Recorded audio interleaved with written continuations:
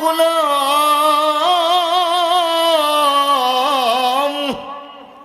আল্লাহকে আল্লাহ হলো দয়াময়, আল্লাহ হলো ওই আল্লাহ যিনি কোরআন শিক্ষা দিয়েছে এবং যিনি মানব জাতিকে সৃষ্টি করেছে।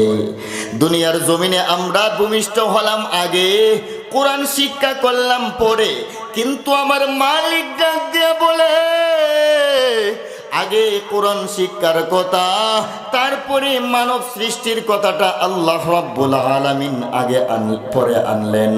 তরতিব পরিপন্থী একটা কথা হয়ে যায়, কিন্তু কোরআনে তো তরতিব পরিপন্থী কিছু হতে পারে না। কিন্তু কেন আমার মালিক মানব সৃষ্টির কথা পরে আনলেন?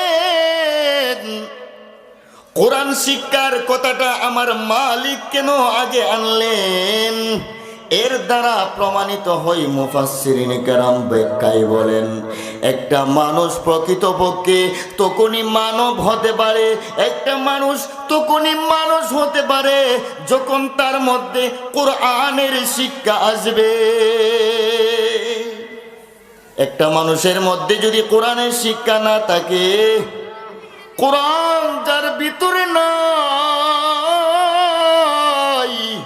সে রূপে মানব হতে পারে কিন্তু সে প্রকৃতপক্ষে আল্লাহর কাছে মানুষ হতে পারে নাই।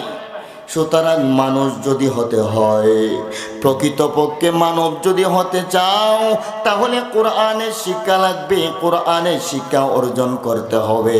কোরআনের শিক্ষা যার মধ্যে নাই, সে রূপে মানব হতে পারে কিন্তু প্রকৃতপক্ষে সে মানুষ হতে পারে না।